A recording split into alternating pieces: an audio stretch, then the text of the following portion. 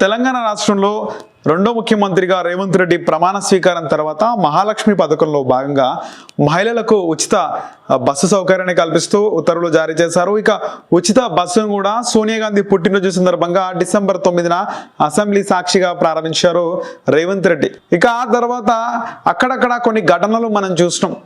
రేవంత్ రెడ్డి ఉచిత బస్సు పథకాన్ని ప్రారంభించిన తర్వాత ఒకానొక బస్సులో ఇద్దరు మహిళలు సీట్ల కోసం కొట్టుకోవడము, ఆ తర్వాత కొన్ని చోట్ల మహిళలు బస్సులో ఇది ఎలాంటి పథకము, మహిళలకు మంచి పథకమా మంచి పథకం కాదా, ఇది తెలంగాణ ప్రజలకు ఒక మంచి పథకమా మంచి పథకం కాదా అని అభిప్రాయపడినప్పుడు చాలామంది మంచి పథకం అన్నప్పుడు కొంతమంది మాత్రం ఇది మంచి పథకం కాదని, ఒక మహిళ అయితే మనం చూసాం వైరల్ అయింది వీడియో, ఇది మంచి పథకం కాదు ఎందుకంటే గవర్నమెంట్ ఇచ్చే ఉచితాలు అన్నీ కూడా మనపైనే మోపుతారు, మళ్ళీ అంటే ఎండ్ ఆఫ్ ద డే అది మనపైనే పడుతుంది ఆ భారం, ఉచితాలకు పోతే తర్వాత మనపైనే వేస్తారు అని చెప్పేసి ఆ మహిళ అభిప్రాయపడింది. ఇక రకరకాల సిచ్యువేషన్లు మనకు తెలంగాణలో ఎదురవుతున్నాయి.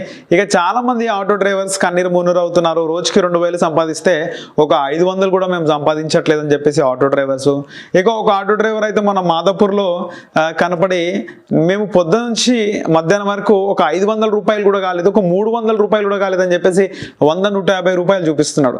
ఇంకా కొద్దిమంది అయితే మహిళలు ఆటోలో ట్రావెల్ చేస్తున్నారు, వాళ్ళ పరిస్థితి ఏంటని వాళ్ళని అడిగితే లేదండి మేము ఎప్పుడు కూడా మాకు బస్సులో ట్రావెల్ చేయడం అలవాట్లేదు, మేము ఆటోలోనే ట్రావెల్ చేస్తాము, క్యాబ్స్ ఆటోలో ట్రావెల్ చేస్తాము, అంతేగాని మాకు బస్సు అలవాట్లేదు అని చెప్పేసి.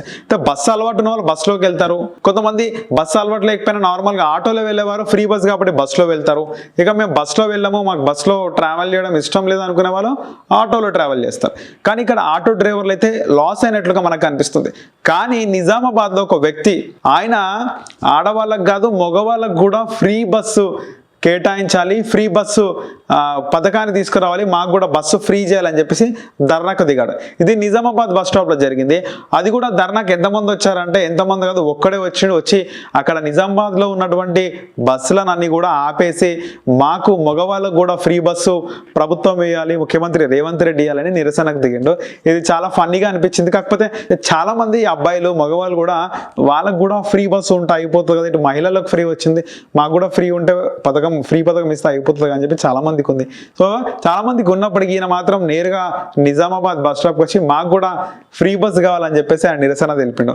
ఒకవైపు ఆటో వాళ్ళందరూ కూడా ముందు టీఆర్ఎస్ వాళ్ళని వేసుకొని ధర్నాకు దిగుతున్నారు, ఆ వీడియోలు మనం చూస్తున్నాం. కానీ ఈయన అయితే ఒక్కడే పోయి నాకు ఫ్రీ బస్ కావాలి, మగవాళ్ళకు కూడా ఫ్రీ బస్ చేయాలని డిమాండ్ చేశారు. నిజంగా చాలా గ్రేట్ అని చెప్పుకోవాలి, ఒక్కడు పోయి అక్కడ ధర్నా చేయడం. కానీ ఇక్కడ మగవాళ్ళు కూడా నిరసన తెలిపిన సందర్భం మనం ఇక్కడ చూస్తున్నాం.